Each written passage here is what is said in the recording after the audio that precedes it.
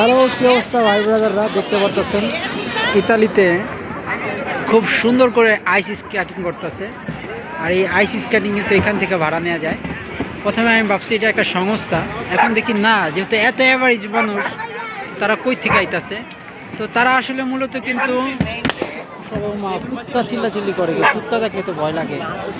তো এই যে আমার পিছিয়ে যেটা দেখতে পাচ্ছেন, পিছিয়ে যে একটা স্টক, এখানে মানে আপনি যতক্ষণ মন চায় ততক্ষণ ইয়া করতে পারবেন। বাট এখানে আসতে হলে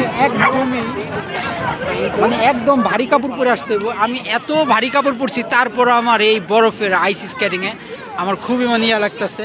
আমি যেহেতু স্কেটিং পারি, বাট আমি একলা, আমার একজন ক্যামেরাম্যান দরকার ছিল যে ভিডিও করার জন্য।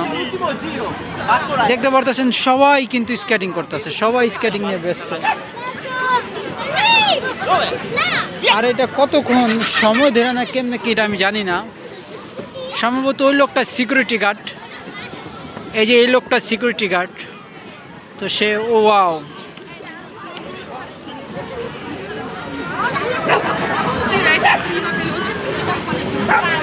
দেখতে পারতেছেন চারোদিকটা কিন্তু এই যে পিচিটা বালপাকনা খুবই খুবই ভালো করে করতেছে, দেখতেছেন